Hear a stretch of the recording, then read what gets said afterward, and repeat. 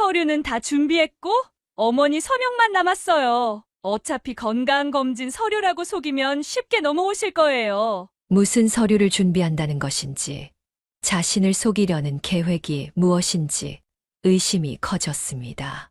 요양원 계약금도 이미 걸어놨어요. 계약만 하면 바로 입소 가능하대요. 집은요?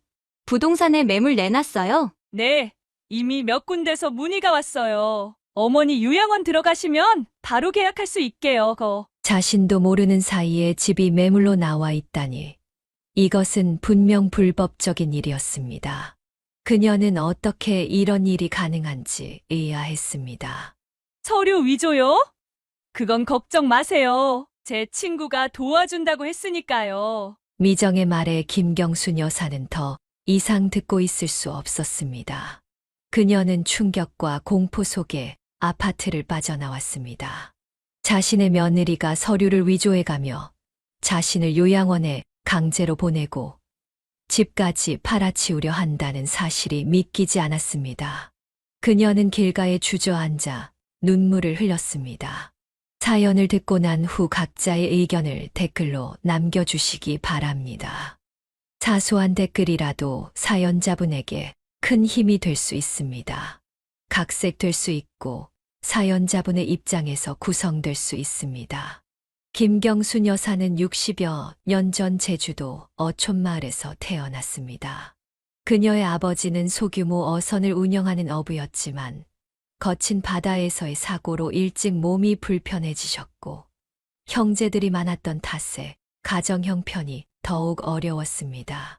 초등학교만 겨우 마치고 학업을 중단해야 했던 그녀는 어린 나이에 마을 해녀들에게서 해산물 채취와 보존법을 배워 가족의 생계에 보탬이 되었습니다.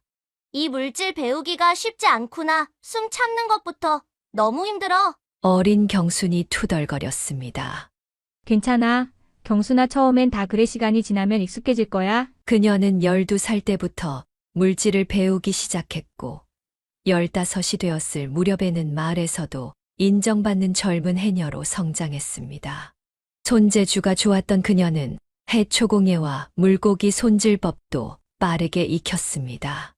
경순이 솜씨 하나는 기가 막히게 좋구나. 저렇게 깔끔하게 생선을 손질하다니. 마을 어른들이 감탄했습니다. 가나는 마치 바닷속 깊은 물처럼 그녀의 어린 시절을 둘러싸고 있었습니다. 아버지의 다리 불편으로 가족의 생계는 더욱 어려워졌고 그녀는 밤늦게까지 해초를 엮어 작은 공예품을 만들었습니다. 다음 날 아침이면 일찍 일어나 시장에 나가 그것들을 팔았습니다. 이렇게 어린 것이 벌써 장사를 하다니 대단하구나. 시장 상인들이 말했습니다. 우리 집 형편이 어려워서요.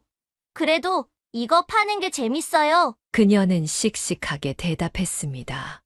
여름이면 관광객들에게 해산물을 팔고 겨울이면 추운 바다에서도 물질을 했습니다. 그녀의 손은 거칠어졌고 얼굴은 햇볕에 그을려 나이보다 더 들어 보였습니다. 하지만 그녀의 눈빛만은 언제나 맑고 강인했습니다. 18이 되던 해 그녀는 더 많은 돈을 벌기 위해 제주 시내의 생선 가게에서 일하기 시작했습니다. 매일 새벽부터 밤까지 일했지만 그녀는 불평하지 않았습니다. 그저 가족을 위해, 특히 어린 동생들이 자신처럼 학업을 포기하지 않도록 돕기 위해 묵묵히 일했습니다. 우리 경순이 덕분에 살아가는구나. 미안하다. 딸. 아버지가 한숨을 쉬며 말했습니다. 아버지, 그런 말씀 마세요. 저는 할 수 있어요. 동생들이 잘 자라는 것만 봐도 행복해요. 그녀는 진심으로 대답했습니다. 20살이 되었을 때 그녀는 제주도의 작은 수산물 가게에서 일하며 해산물 가공 기술을 더 배웠습니다. 그녀의 손맛으로 만든 젓갈과 말린 생선은 주변에서 인정받기 시작했고 조금씩 단골 손님도 생겼습니다. 아가씨가 만든 건 뭔가 달라. 이 맛이 어디서도 못 찾겠어. 단골 손님들이 칭찬했습니다.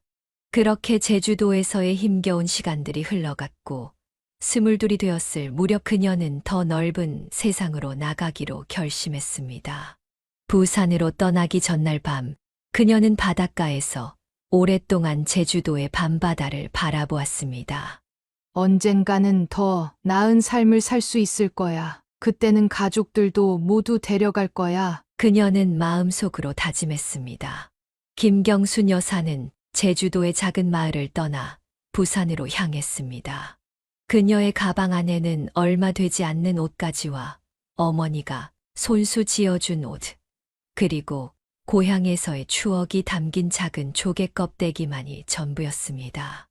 낯선 도시의 북적거림 속에서 그녀는 처음으로 고향의 그리움을 느꼈습니다. 이렇게 사람이 많은 곳은 처음이네. 그녀는 부산역을 빠져나오며 중얼거렸습니다. 첫날부터 그녀는 자갈치 시장을 찾아가 일자리를 구했습니다. 제주에서의 경험 덕분에 바다수산이라는 작은 생선 가게에 쉽게 취직할 수 있었습니다. 해녀 출신이라고. 그럼 생선 다루는 건 식은 죽 먹기겠네. 내일부터 나와. 가게 주인이 말했습니다. 생선 손질과 판매, 그리고 가게 정리까지 그녀는 어떤 일도 마다하지 않았습니다. 새벽 4시에 일어나 시장에 나가 신선한 생선을 고르고 밤 10시까지 가게를 지켰습니다. 그런 성실함 덕분에 주인의 신뢰를 얻게 되었고 급여도 조금씩 올랐습니다. 자네 덕분에 손님이 많아졌어. 이번 달부터 월급 올려주겠네. 주인은 그녀의 어깨를 두드리며 말했습니다. 그렇게 3년이 흘렀고 그녀는 자갈치 시장에서 얼굴이 알려지기 시작했습니다. 특히 그녀가 만드는 전통 방식의 생선 젓갈은 시장 안에서도 유명해져 찾는 손님이 많아졌습니다. 어느 비 오는 날, 한 남자가 그녀의 가게에 들어왔습니다. 그는 수산물 납품업체를 운영하는 34세 박진호였습니다. 여기 젓갈이 맛있다고 해서 왔는데 맞나요? 그가 물었습니다. 그녀는 고개를 끄덕이며 특제 젓갈을 내놓았습니다. 그는 맛을 본 후 눈을 크게 뜨며 감탄했습니다. 이런 맛은 처음이네요. 어디서 배웠어요? 제주도에서요. 저희 어머니한테 배웠죠. 그녀가 답했습니다. 그날 이후로 그 남자는 일주일에 한 번씩 가게를 찾아왔고 그들은 조금씩 대화를 나누게 되었습니다. 박진호는 전라도 출신으로 일찍 부모를 여의고 홀로 상경의 사업을 일궈낸 사람이었습니다. 우리 같은 사람들은 배경이 없으니까 더 열심히 살아야 해요. 그는 자주 그렇게 말했습니다.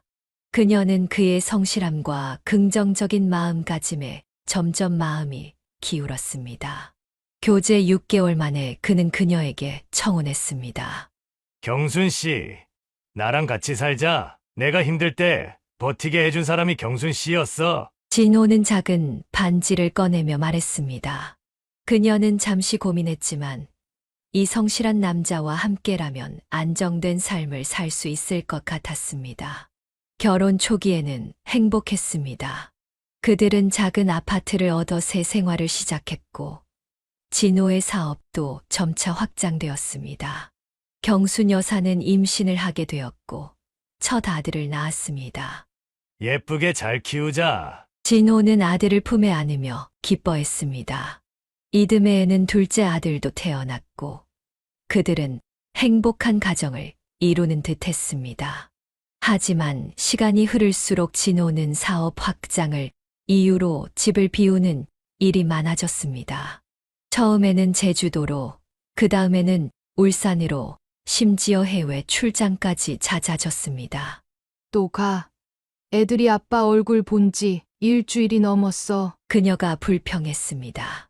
진호는 한숨을 쉬며 대답했습니다.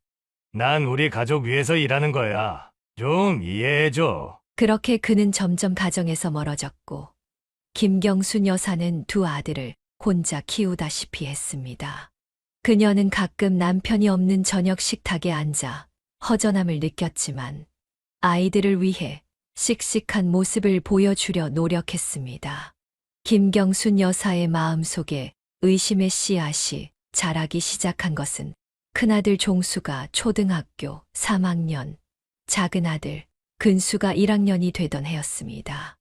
남편은 한 달에 절반 이상을 집을 비웠고 전화 통화도 점점 짧아졌습니다. 그녀는 남편의 바쁜 일정을 이해하려 했지만 직감적으로 무언가 잘못되고 있다는 느낌을 지울 수 없었습니다. 오늘은 아이들 학예회인데 꼭 와주면 안 될까? 그녀가 전화로 물었습니다. 진호는 잠시 침묵했다가 대답했습니다. 미안해. 오늘은 중요한 미팅이 있어서 다음번에는 꼭 갈게. 하지만 그 다음번은 결코 오지 않았습니다. 그러던 어느 날, 김경순 여사는 남편의 사무실을 깜짝 방문하기로 했습니다. 아이들이 직접 만든 도시락을 들고 가는 길이었습니다. 현관문을 열려던 순간, 그녀는 유리창 너머로 남편과 젊은 여성이 친밀하게 대화하는 모습을 보았습니다. 남편은 그 여성의 어깨에 손을 얹고 웃고 있었고, 그들 사이에 흐르는 분위기는 단순한 비즈니스 관계가 아님을 직감했습니다. 진호 씨, 나왔어요. 그녀는 떨리는 목소리로 말했습니다. 남편과 그 여성은 놀란 표정으로 그녀를 바라보았습니다. 진호는 당황하며 일어섰습니다. 여보, 왜 미리 연락도 없이? 종수랑 근수가 아빠 보고 싶어 해서. 이게 무슨 상황이에요? 그녀의 질문에 방 안에는 무거운 침묵이 흘렀습니다. 젊은 여성은 민망한 듯 자리를 피했고, 진호는 어색하게 웃으며 상황을 무마하려 했습니다. 오해하지 마. 그냥 직원이야. 업무 얘기 중이었어. 그날 저녁 집으로 돌아온 진호는 평소보다 일찍 귀가했습니다. 아이들이 잠든 후 그들은 마주 앉았습니다. 오늘 본 여자는 누구야? 그녀가 직접적으로 물었습니다.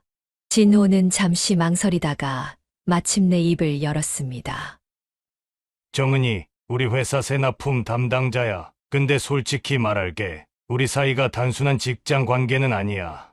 그의 고백에 경순 여사는 온몸이 얼어붙는 느낌이었습니다.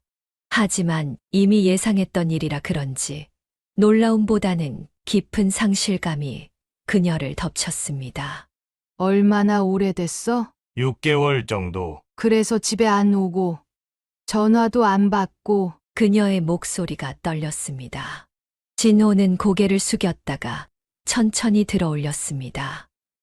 미안해. 하지만 난 정은이를 정말 사랑해. 너랑은 다른 감정이야. 열정, 설렘, 이런 걸 느껴본 적이 없었어. 그 말은 그녀의 가슴에 칼을 꽂는 것 같았습니다. 10년 동안의 결혼 생활, 두 아이를 낳고 기르며 함께했던 시간들이 무너져 내렸습니다. 그럼 이제 어쩌자는 거야? 이혼했으면 해. 정은이랑 새 출발하고 싶어. 그는 차분하게 말했습니다. 경순 여사는 그 순간 자신의 인생이 완전히 달라질 것임을 느꼈습니다.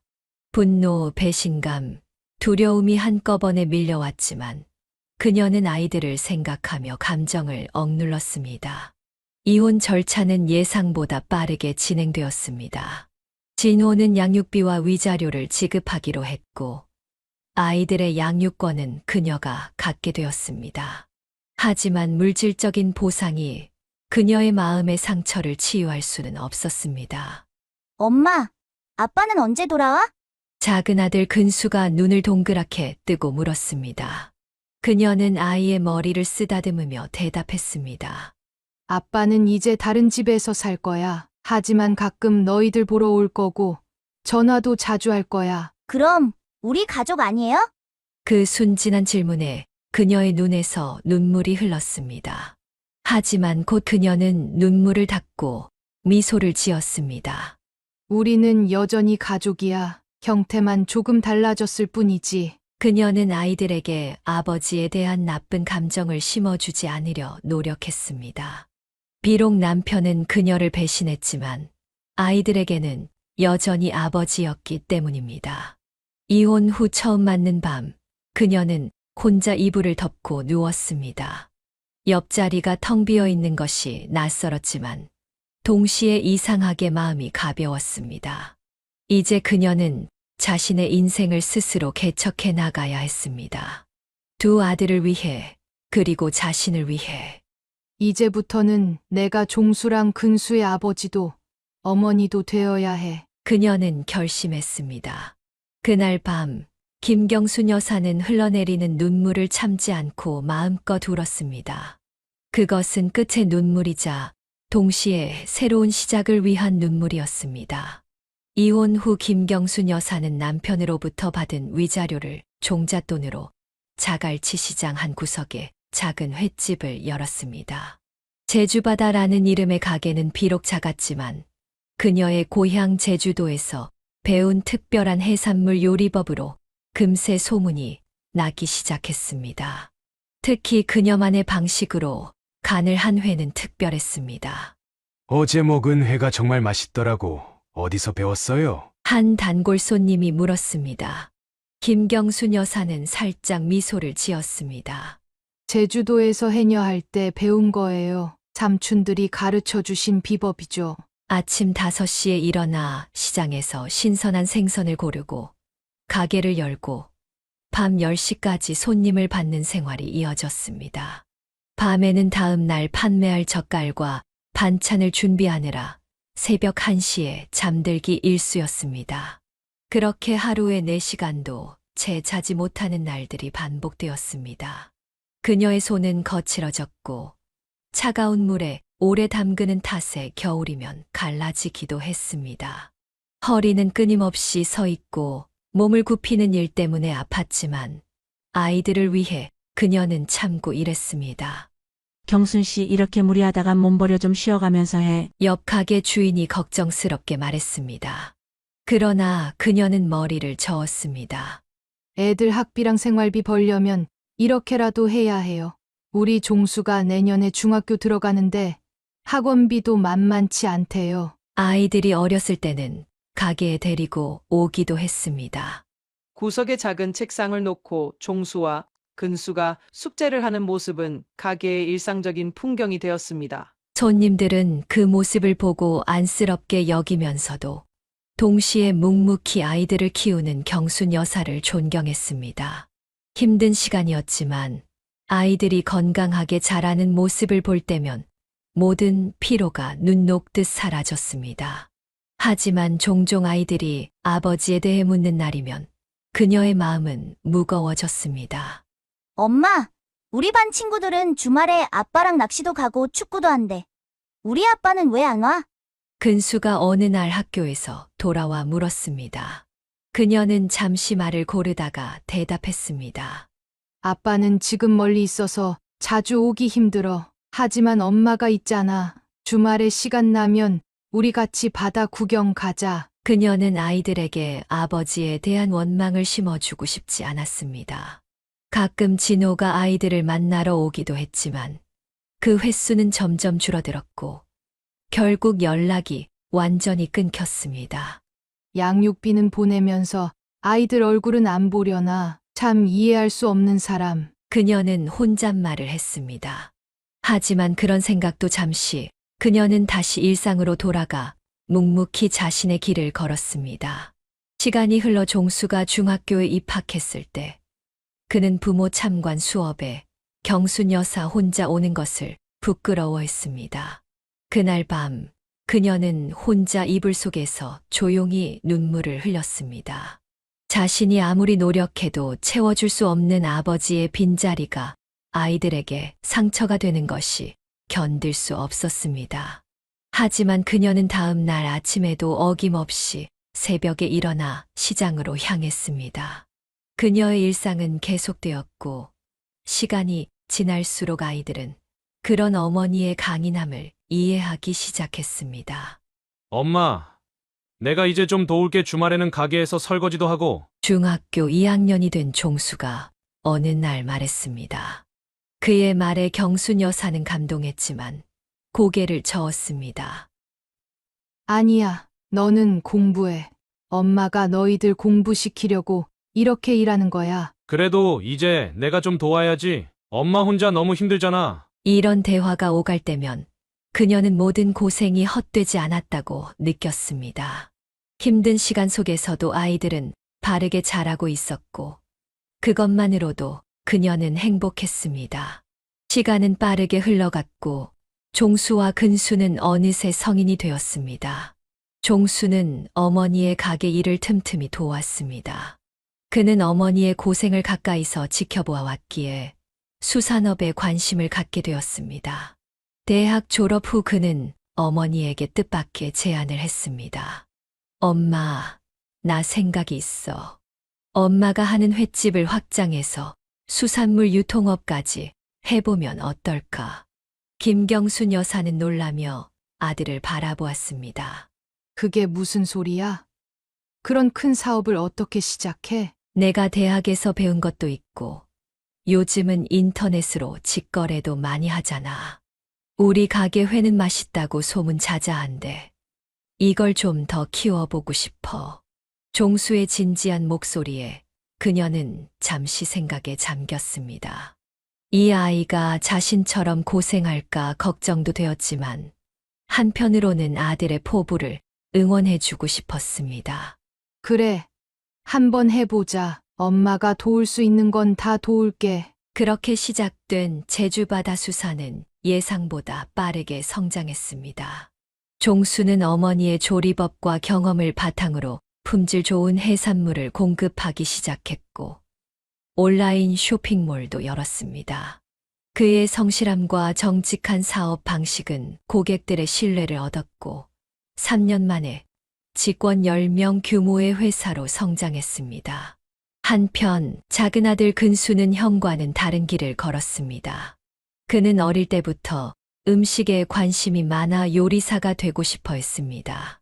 고등학교를 졸업하고 그는 호주로 유학을 떠나 요리학교에 입학했습니다. 엄마, 걱정 마세요. 제가 꼭 유명한 셰프가 되어서 돌아올게요. 공항에서 떠나기 전 근수가 약속했습니다. 김경순 여사는 눈물을 참으며 고개를 끄덕였습니다. 그래, 꼭 그렇게 되라. 엄마는 내가 하고 싶은 일 하는 걸 항상 응원한다. 처음에는 매주 전화가 오고 이메일도 자주 왔지만 시간이 지날수록 근수의 연락은 뜸해졌습니다. 한 달에 한 번, 그리고 두세 달에 한 번으로 줄어들었습니다. 김경순 여사는 그 이유를 알고 있었습니다. 젊은이가 타국에서 새로운 생활에 적응하고 자신의 길을 찾아가는 과정이었습니다. 근수 소식 들었어? 종수가 어느 날 물었습니다. 그녀는 살짝 한숨을 쉬며 대답했습니다. 한 달 전에 한 번 전화 왔었어. 한 식당에서 일한대. 일이 바빠서 연락 못했다고 하더라. 그래도 좀 더 자주 연락하면 좋을 텐데. 엄마 걱정하시잖아. 종수의 말에 그녀는 미소를 지었습니다. 괜찮아. 젊을 때는 다 그런 거야. 나중에 자기 길 찾으면 돌아올 거야. 그 무렵 종수는 미정이라는 여성을 만나 연애를 시작했고 2년 후 결혼을 했습니다. 미정은 대학에서 식품영양학을 전공한 똑똑한 여성이었고 김경순 여사는 처음부터 그녀가 마음에 들었습니다. 결혼 초기에는 김경순 여사도 종수의 사업을 돕기 위해 회사에 출근했습니다. 그녀의 해산물에 대한 지식과 요리 실력은 회사의 큰 자산이었습니다. 하지만 며느리 미정이 회사 일에 적응하고 능숙해지면서 자연스레 그녀는 뒤로 물러나게 되었습니다. 어머니, 이제는 제가 할게요. 어머니는 좀 쉬세요. 미정의 말에 처음에는 섭섭한 마음도 들었지만 오랜 세월 일해온 피로가 몰려오는 것을 느끼며 김경순 여사는 물러나기로 했습니다. 그래. 이제 젊은 사람들이 해야지. 나는 너무 오래 일했어. 그렇게 그녀는 조금씩 일상에서 물러나기 시작했습니다. 대신 손주가 태어나자 그 아이를 돌보는데 시간을 보냈습니다. 근수는 여전히 호주에서 요리 공부를 계속했고 가끔 보내오는 사진 속에서 그는 행복해 보였습니다. 엄마, 내가 만든 요리에 어때요? 영상통화로 자신이 만든 요리를 자랑하는 근수를 보며 그녀는 두 아들이 각자의 길에서 잘 자라준 것에 감사했습니다. 비록 근수가 멀리 있어 자주 보지 못하는 것은 섭섭했지만 그녀는 큰아들 종수와 며느리 그리고 손주에게 더 많은 사랑을 쏟기로 마음먹었습니다. 사람이 늙으면 욕심을 버려야 해. 내 아이들이 잘 살면 그걸로 충분해. 그녀는 자주 그렇게 스스로를 위로했습니다.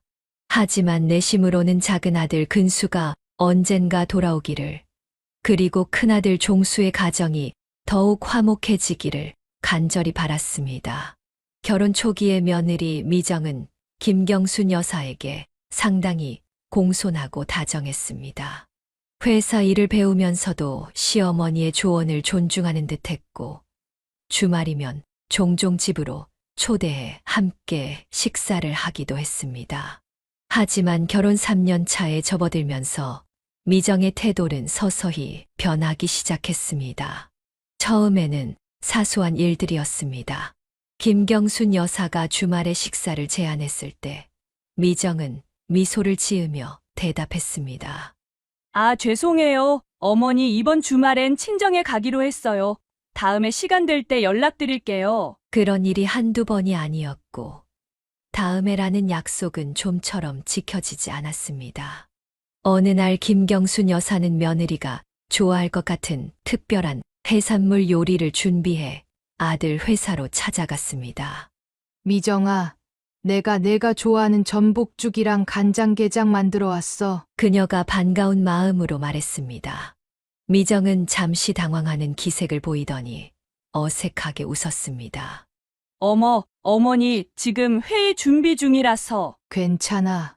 오래 있지 않을게. 그냥 이것만 전달하고 가려고. 김경순 여사는 음식통을 건네주었습니다.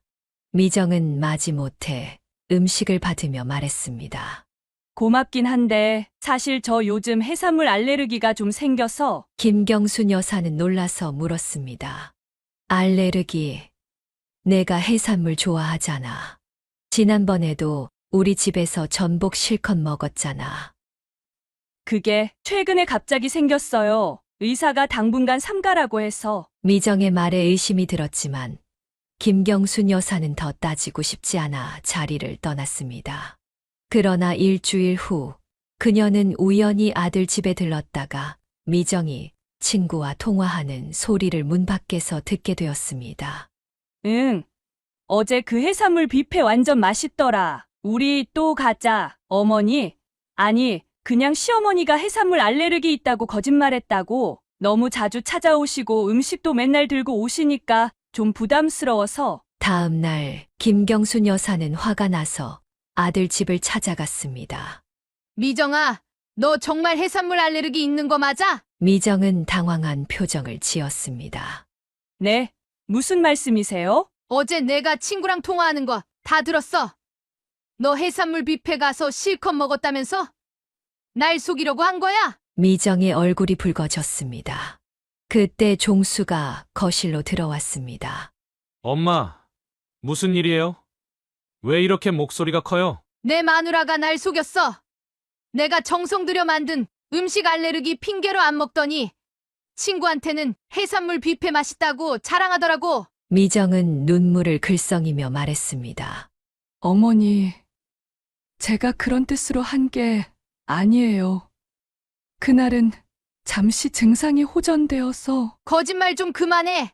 내가 날 얼마나 무시하는지 다 알아. 내 귀로 직접 들었다고. 종수가 중간에 끼어들었습니다. 엄마, 미정이한테 그렇게 말하면 어떡해요? 그냥 오해일 수도 있잖아요. 오해. 내가 내 엄마보다 마누라 편만 드는구나. 내가 너 키우느라 얼마나 고생했는데. 김경순 여사의 눈에서 눈물이 흘렀습니다. 종수는 한숨을 쉬며 말했습니다. 엄마, 이제 그만해요. 엄마 고생한 거 나도 알아요. 하지만 이제는 우리 가정도 존중해 주세요. 내가 뭘 했다고 그래? 음식 하나 가져다 준 게 뭐가 잘못이야? 미정이 갑자기 소리쳤습니다.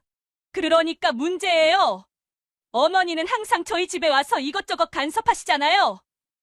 제가 음식하는 방식도 집안 정리하는 방식도 모두 의견 내시고 숨이 막혀요. 뭐라고? 내가 언제 간섭했어? 나는 그냥 도와주려고 한 것뿐인데. 종수가 다시 중재에 나섰습니다. 둘 다 진정해요. 엄마, 미정이도 나름대로 힘든 점이 있어요. 회사 일도 바쁘고. 그래. 내 마누라 편만 들어. 나는 이제 필요 없지. 김경순 여사는 화가 나서 집을 나왔습니다. 그 일 이후로 그녀와 며느리 사이의 관계는 더욱 악화되었습니다. 종수의 생일에 김경순 여사가 특별히 준비한 음식을 가져갔을 때도 미정은 이미 비싼 레스토랑을 예약해 놓았다며 그녀의 음식을 뒷전으로 밀어버렸습니다. 예, 종수가 이 갈비찜이랑 잡채를 제일 좋아하는데 김경순 여사가 말하자 미정은 냉정하게 대답했습니다. 저도 남편 취향 알아요 하지만 오늘은 특별한 날이라 고급 레스토랑을 예약했거든요. 어머니가 가져오신 건 내일 먹을게요. 그 말을 듣는 순간 김경순 여사는 가슴이 철렁 내려앉는 느낌이었습니다.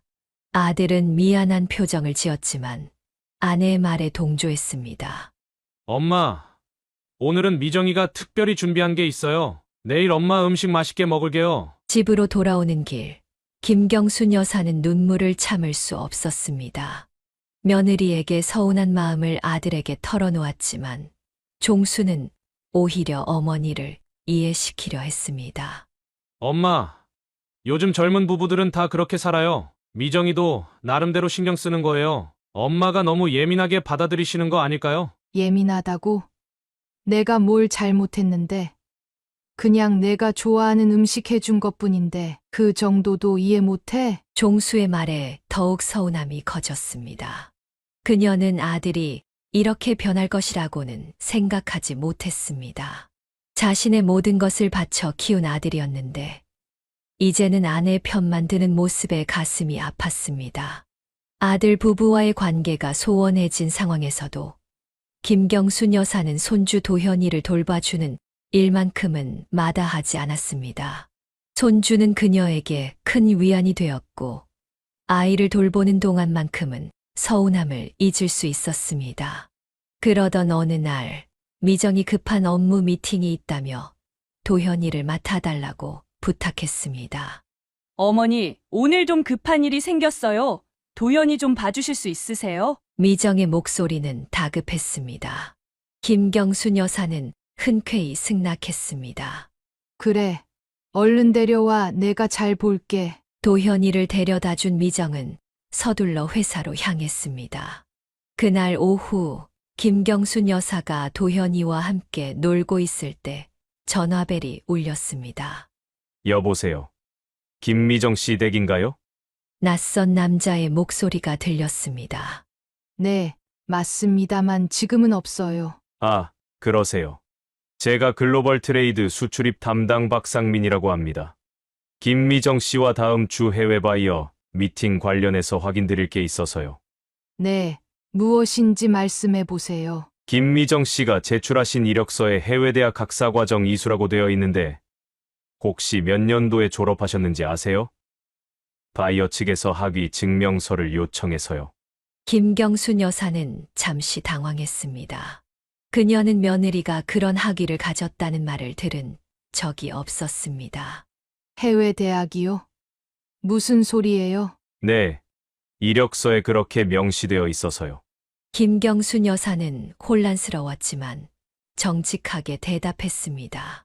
죄송합니다만 우리 며느리는 국내 대학을 졸업했고 제가 알기론 해외 유학은 한 적이 없어요. 뭔가 착오가 있는 것 같네요. 전화 너머로 잠시 침묵이 흘렀습니다. 그렇군요. 확인해 주셔서 감사합니다. 김미정 씨께 제가 다시 연락드리겠습니다. 통화가 끝난 후 김경순 여사는 불안한 마음이 들었습니다. 혹시 자신이 뭔가 크게 실수를 한 것은 아닐까 싶었습니다. 하지만 그녀는 사실대로 말한 것뿐이었습니다. 그날 저녁 미정이 도현이를 데리러 왔을 때 그녀의 표정은 심상치 않았습니다. 문을 열자마자 미정은 김경순 여사를 노려보았습니다. 어머니, 도대체 무슨 짓을 하신 거예요? 그녀의 목소리는 떨리고 있었습니다. 김경순 여사는 당황했습니다. 무슨 말이야? 내가 뭘 잘못했니? 박 부장님한테 제 학력에 대해 뭐라고 말씀하셨어요? 해외 대학 이야기 어떻게 말하셨어요? 미정의 목소리는 점점 높아졌습니다. 도현이가 놀라 우는 소리에 김경순 여사는 진정하라고 손짓했습니다. 진정해. 아이가 놀라잖아. 나는 그저 사실대로 말했을 뿐이야. 내가 해외 대학에 다녔다는 얘기는 처음 듣는데. 사실이라뇨? 어머니는 제 인생에 대해 뭘 알아요? 온라인으로도 할 수 있어요. 김경순 여사는 눈살을 찌푸렸습니다. 온라인? 그런 얘기는 들은 적 없는데, 그럼 그 사람한테 왜 그냥 그렇게 말 안 했어? 그건 제가 알아서 할 일이었어요. 어머니가 끼어들 문제가 아니라고요? 이때 종수가 들어왔습니다. 미정의 전화를 받고 급히 달려온 듯 했습니다. 무슨 일이야? 왜 이렇게 소리를 지르고 있어? 미정은 울먹이며 말했습니다. 당신 어머니가 내 커리어를 망쳤어. 글로벌 트레이드와의 계약이 다 날아갔다고. 종수는 혼란스러운 표정으로 어머니를 바라보았습니다. 엄마, 무슨 일이에요? 김경순 여사는 침착하게 상황을 설명했습니다. 그저 전화가 와서 미정이가 해외 대학 이야기해서 내가 아는 사실대로 대답했을 뿐이야. 종수는 한숨을 쉬었습니다.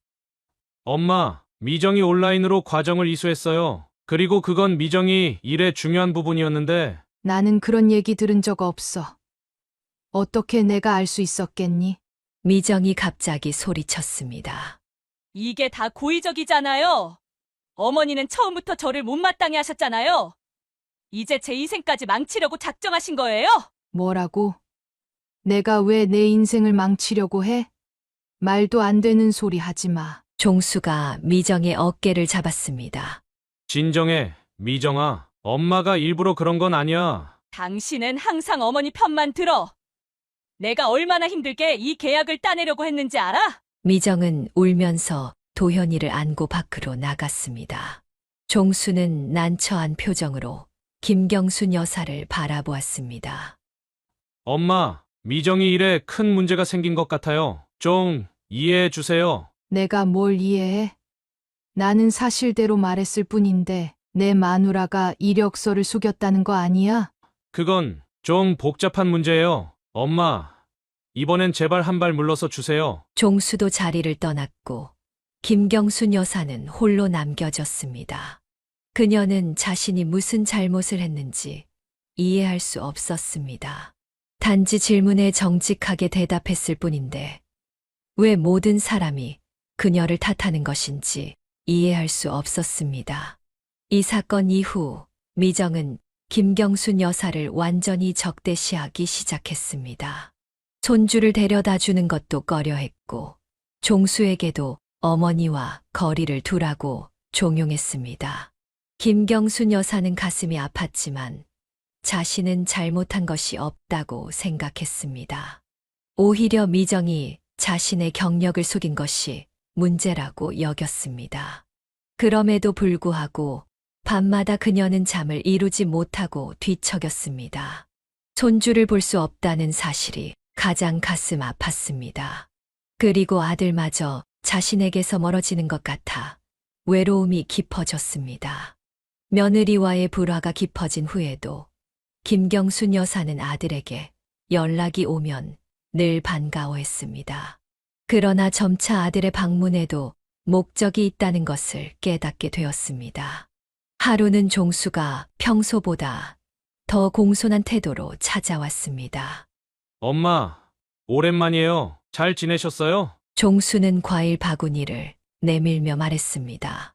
김경순 여사는 반가움에 아들을 안방으로 안내했습니다. 그래.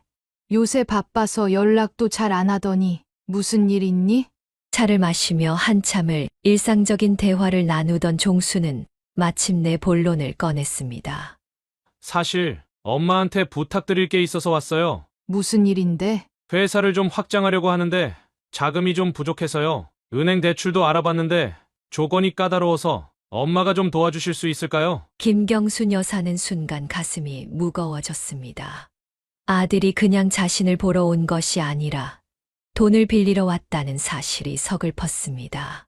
하지만 그녀는 아들의 성공을 위해서라면 무엇이든 해주고 싶었습니다. 얼마나 필요한데? 3천만 원 정도요. 6개월 후에는 꼭 갚을게요. 김경순 여사는 잠시 생각에 잠겼습니다. 그것은 그녀가 가게를 운영하며 모아둔 노후 자금의 상당 부분이었습니다. 그래, 내일 통장에서 빼서 줄게. 종수는 기뻐하며 그녀의 손을 잡았습니다. 고마워요, 엄마. 정말 큰 도움이 될 거예요. 꼭 성공해서 갚을게요. 다음 날 김경순 여사는 약속대로 돈을 준비했고 종수는 미정과 함께 찾아왔습니다. 종수는 고맙다는 인사를 여러 번 했지만 미정은 형식적인 감사 인사만 한 채 무표정한 얼굴로 서 있었습니다. 이것이라도 도움이 되면 좋겠구나. 김경순 여사가 돈이 든 봉투를 건넸습니다. 미정은 무심하게 받아들며 말했습니다. 감사합니다. 그 한마디가 전부였습니다. 그녀의 차가운 태도에 김경순 여사는 상처를 받았지만 내색하지 않았습니다. 그 후로도 종수는 종종 자금 지원을 요청했고 김경순 여사는 그때마다 도와주었습니다. 하지만 돈을 빌려간 후에는 연락이 뜸해지곤 했습니다. 약속했던 갚을 시점이 되어도 종수는 사업이 아직 궤도에 오르지 않았다며 변명을 늘어놓았습니다. 한편 미정은 주말마다 도현이를 맡기러 왔습니다. 그녀는 도현이를 데려다 주면서도 고마움을 표현하지 않았고 오히려 김경순 여사가 손주를 돌보는 방식을 비난했습니다. 어머니, 도현이 옷은 왜 이렇게 입혀요? 요즘 아이들은 이런 스타일 안 입어요. 미정이 도현이를 데리러 와서 말했습니다. 김경순 여사는 당황스러웠습니다. 그냥 편하게 입히려고 했는데 그리고 간식도 너무 달고 인스턴트 음식만 주시는 것 같아요. 도현이 건강에 안 좋아요. 김경순 여사는 억울했습니다. 그녀는 손주를 위해 직접 과일을 깎고 영양가 있는 간식을 준비했는데도 미정은 항상 트집을 잡았습니다. 내가 직접 만든 간식인데 인스턴트 아니야. 그리고 어머니, 제발 도현이 앞에서 사투리 좀 쓰지 말아주세요. 국제학교 다니는데 애가 사투리 쓰면 친구들한테 놀림 받아요. 이 말에 김경순 여사는 가슴이 찔렸습니다. 자신의 말투가 손주에게 해가 된다는 생각은 해본 적이 없었습니다. 내가 60년 넘게 써온 말투를 어떻게 바꾸라는 거니? 노력이라도 해보세요. 도현이 미래를 위해서요. 미정의 냉정한 말에 김경순 여사는 눈물이 날 것 같았습니다. 자신이 정성껏 돌보는 손주에게 자신의 존재가 오히려 해가 된다는 말은 큰 상처였습니다. 알았다. 노력해볼게. 그녀는 억울함을 참으며 대답했습니다. 그날 이후 김경순 여사는 도현이 앞에서 가능한 표준어를 쓰려고 노력했습니다. 말을 할 때마다 긴장하고 조심스러워졌고 그것이 손주와의 자연스러운 대화를 방해했습니다. 어느 날 도현이가 물었습니다. 할머니, 왜 요즘 말투가 달라졌어요? 할머니가 표준어를 쓰려고 노력하고 있어. 근데 저는 할머니 원래 말투가 더 좋은데. 도현이의 순수한 말에 김경순 여사는 가슴이 뭉클했습니다. 그러나 며느리의 말이 떠올라 그녀는 계속해서 자신의 말투를 조심했습니다. 이렇게 그녀는 아들 부부에게 경제적으로 도움을 주고 손주를 돌봐주면서도 감사는커녕 비난만 받는 상황이 계속되었습니다. 하지만 그녀는 가족을 위해 묵묵히 참았습니다. 그녀의 인내심에도 한계가 있었으나 가족의 화목을 위해 자신의 감정을 억누르고 있었습니다. 나는 그저 도움이 되고 싶었을 뿐인데. 김경순 여사는 혼자 있을 때면 자주 중얼거렸습니다. 손주 도현이만이 그녀에게 위안이 되었고 도현이를 위해서라도 그녀는 더 참고 견디기로 마음먹었습니다. 김경순 여사의 생활은 손주 도현이가 주는 작은 기쁨으로 버틸 수 있었습니다.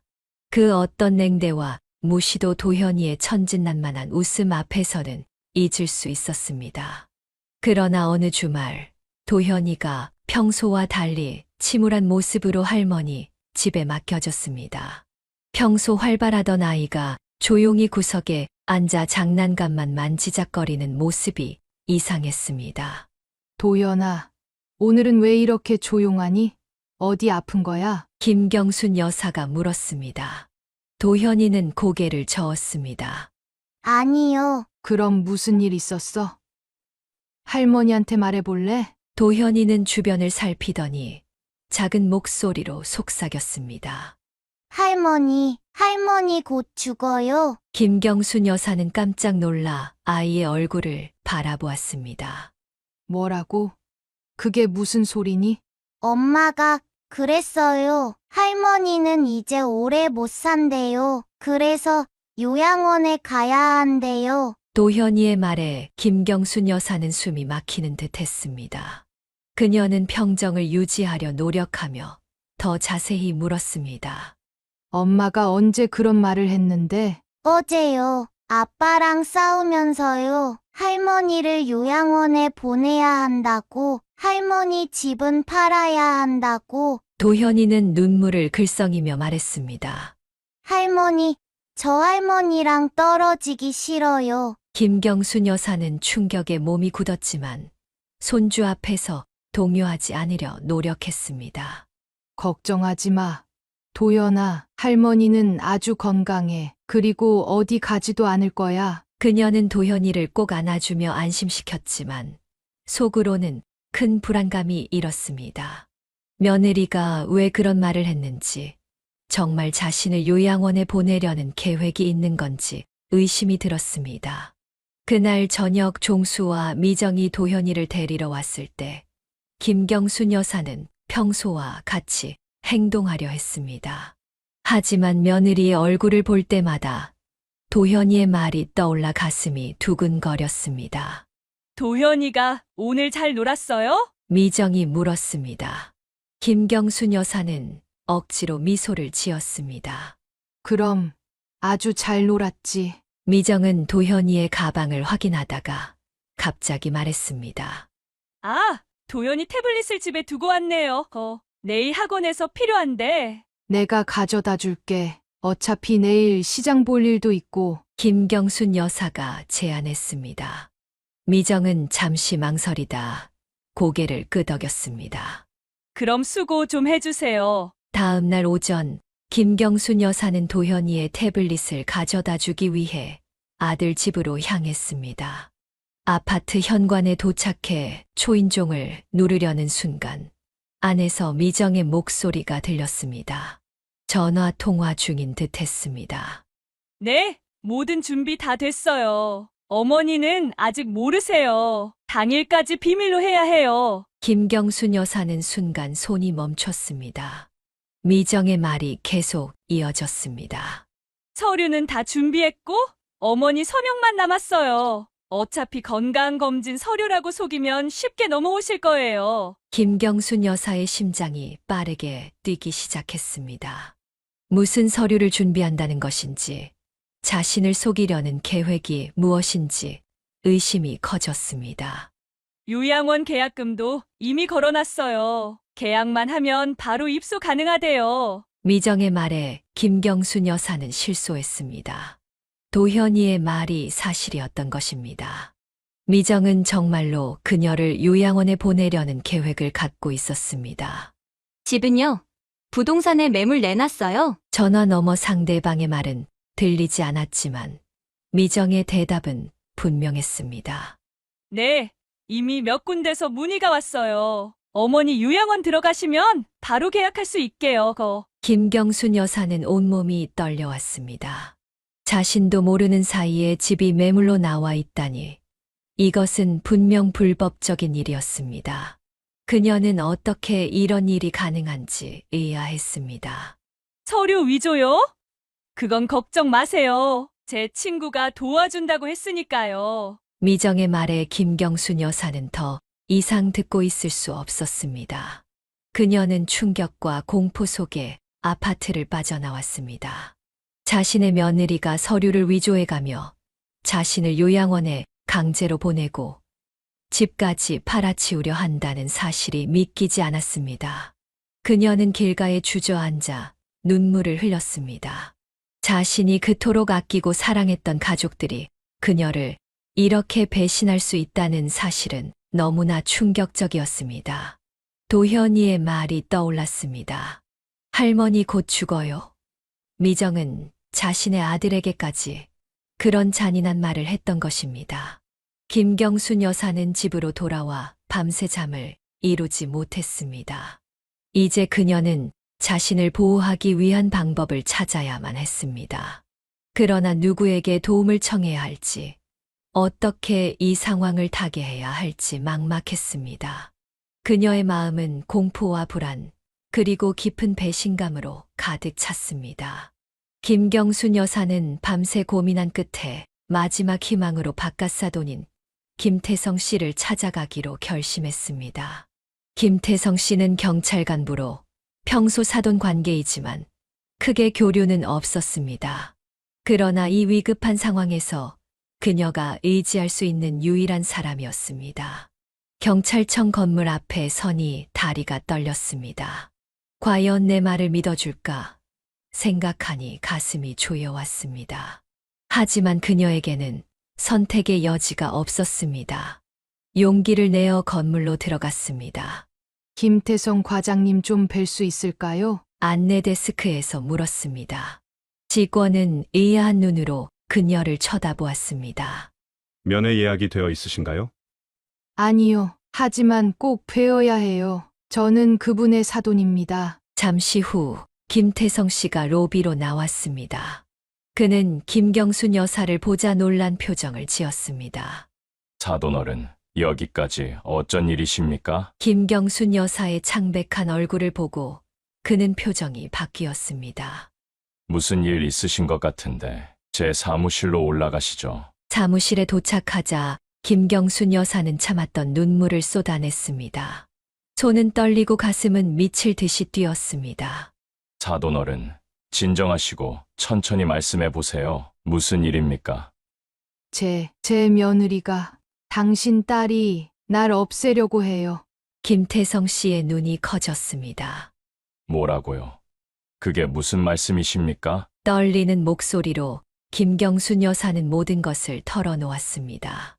손주 도현이에게서 들은 말, 미정의 통화 내용, 요양원 계획, 서류 위조 시도, 집을 팔려는 계획까지 모두 말했습니다.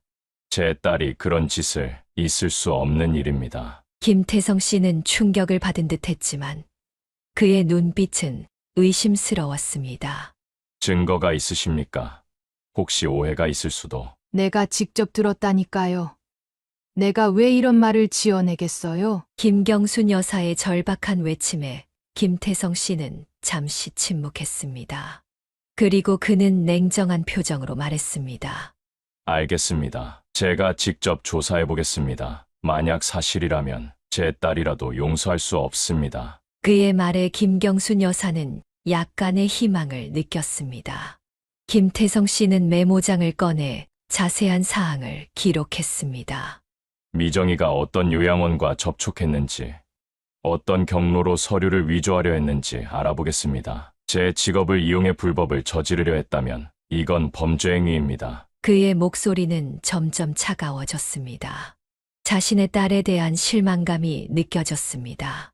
일단 사돈어른은 집으로 돌아가시고 평소처럼 행동하세요. 제가 최대한 빨리 증거를 확보하겠습니다. 일주일 후 김태성 씨는 김경순 여사를 다시 만나자고 했습니다.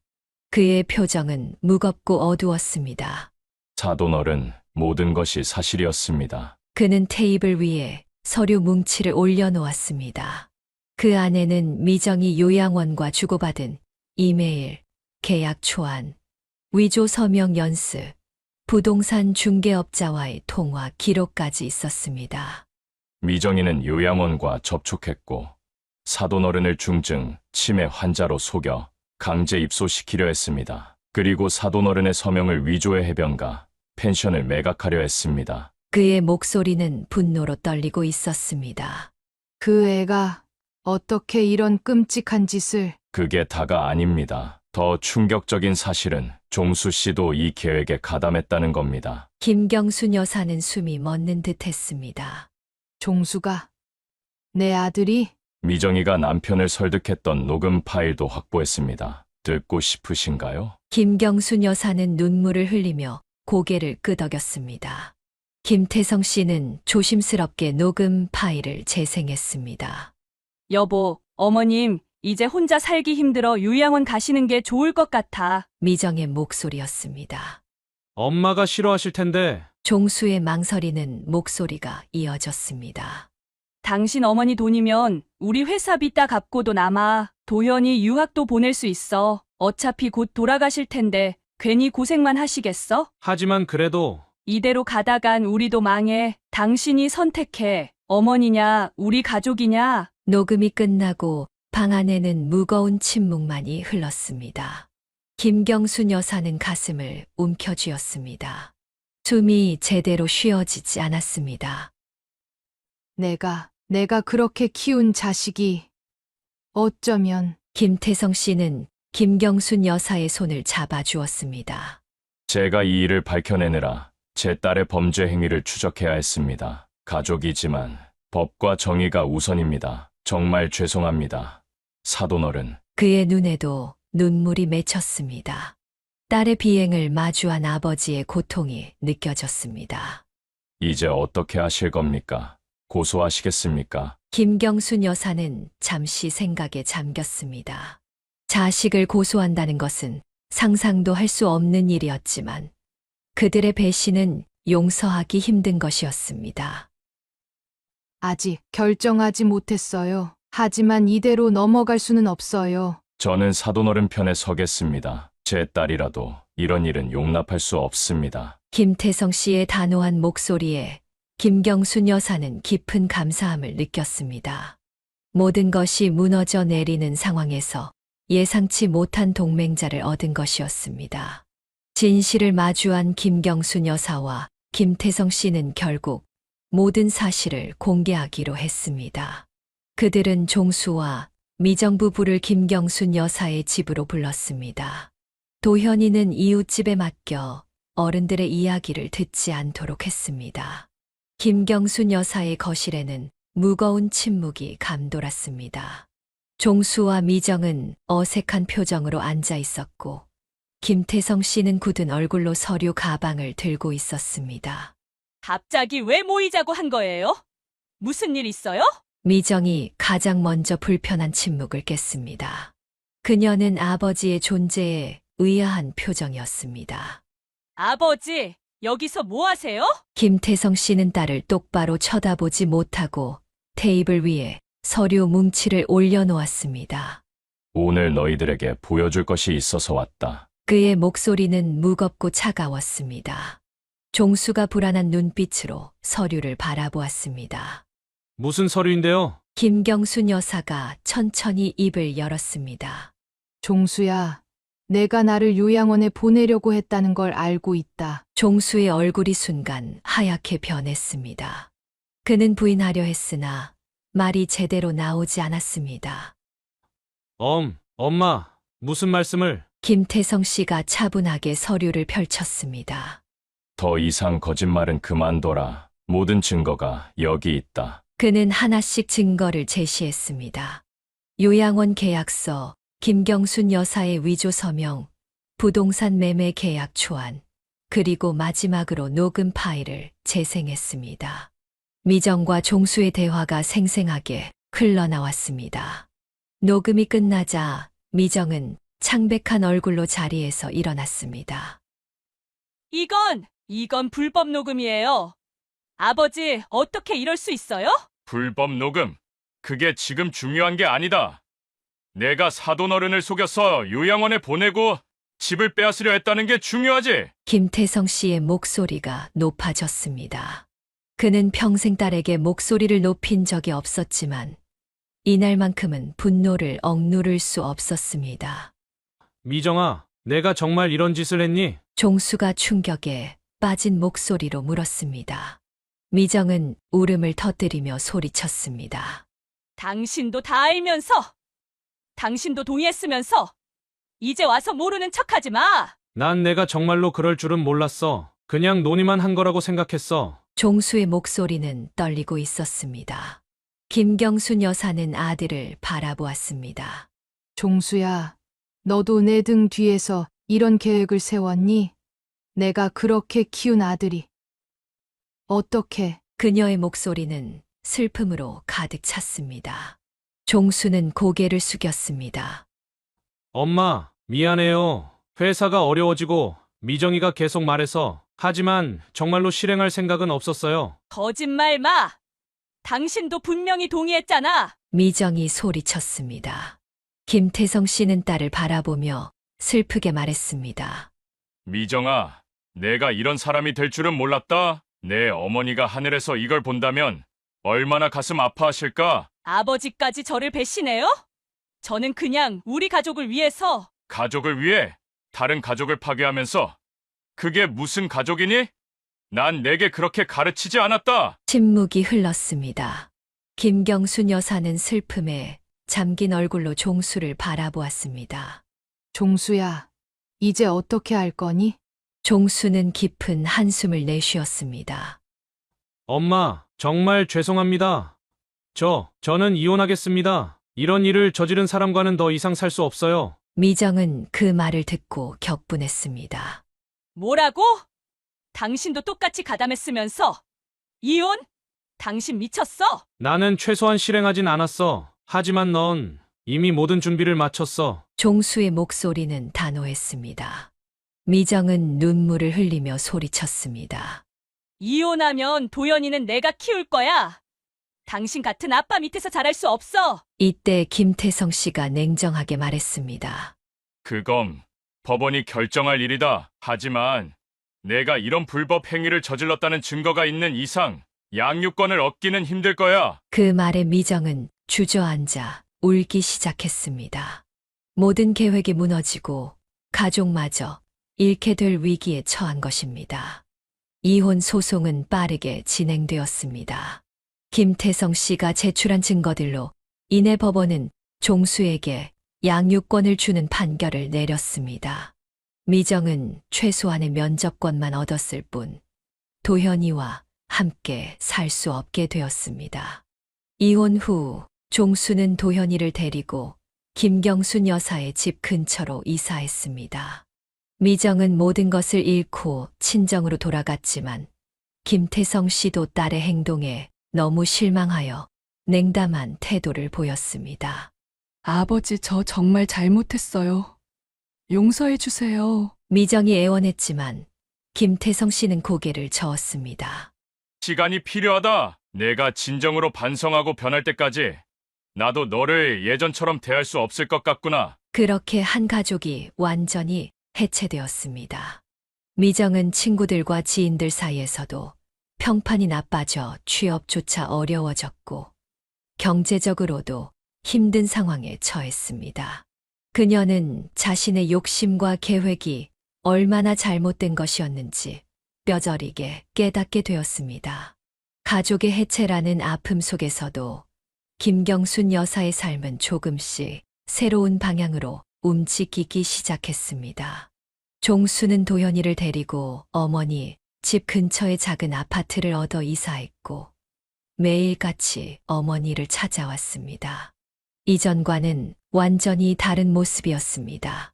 엄마, 오늘 아침은 제가 준비했어요. 같이 드실래요? 어느 주말 아침 종수가 도시락을 들고 찾아왔습니다. 김경순 여사는 놀란 표정을 감추지 못했습니다. 내가 요리를 다 했다고?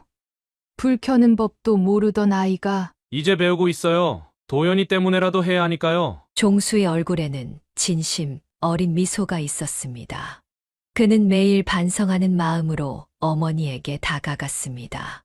엄마, 정말 죄송해요. 제가 얼마나 어리석고 이기적이었는지, 엄마가 저를 위해 얼마나 희생하셨는지 이제야 알겠어요. 김경순 여사는 아들의 진심 어린 사과에 조금씩 마음의 문을 열었습니다.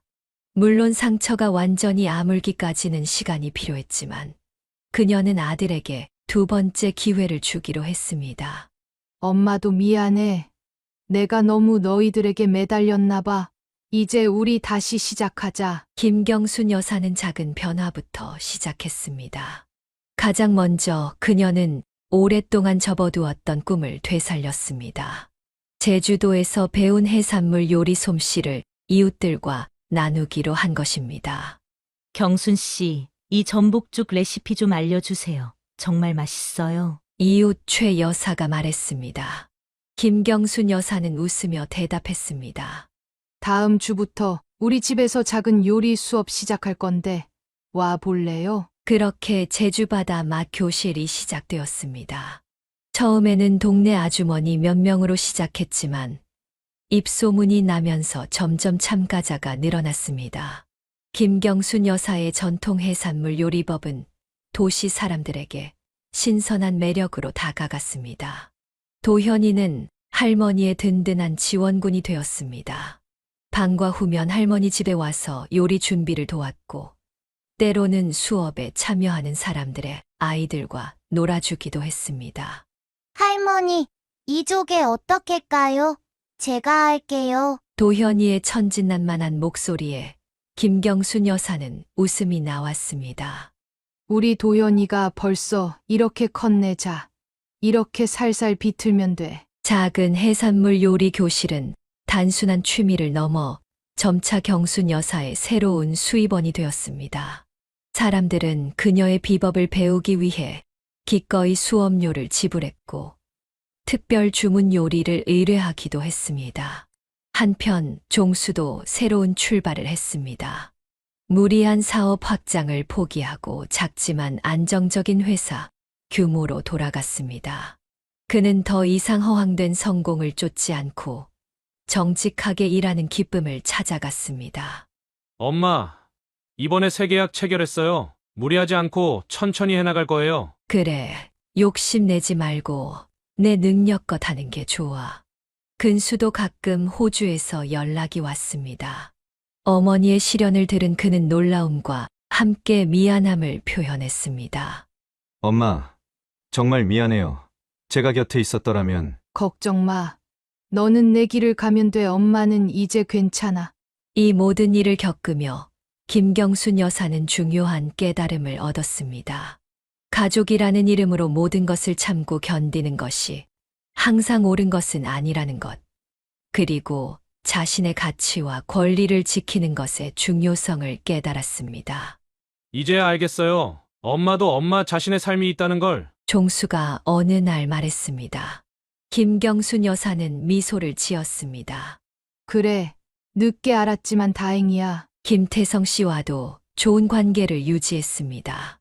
그는 가끔 도현이를 만나러 오곤 했고 김경순 여사의 요리 교실에 필요한 신선한 해산물을 구해주기도 했습니다. 사돈어른, 이번에 좋은 전복 들어왔어요. 제가 좀 가져왔습니다. 늘 고마워요. 사돈 덕분에 제 작은 교실이 잘 되고 있네요. 어느 봄날 김경순 여사는 해변가 집 테라스에 앉아 바다를 바라보았습니다. 도현이는 모래사장에서 조개를 줍고 있었고 종수는 그 옆에서 함께 웃고 있었습니다. 그녀의 마음에는 평온함이 찾아왔습니다. 삶이란 참 이상의 가장 큰 아픔 속에서 새로운 시작이 찾아오다니. 그녀는 이제 자신을 지키는 법을 알았습니다. 무조건적인 희생과 인내가 아닌 건강한 경계를 세우고 자신의 가치를 인정받는 관계를 만드는 법을 배웠습니다. 그리고 그 속에서 진정한 가족의 의미를 발견했습니다. 바다 너머로 지는 해를 바라보며 김경순 여사는 마음속으로 다짐했습니다. 이제는 자신의 행복을 위해 살아가기로. 그것이 진정 가족 모두를 위한 길임을 그녀는 이제야 깨달았습니다. 사연을 듣고 댓글을 남겨주시기 바랍니다.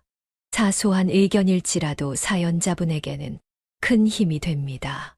노골적인 악성 댓글은 사연자분에게 상처가 될 수 있으니 삼가주시기 바랍니다.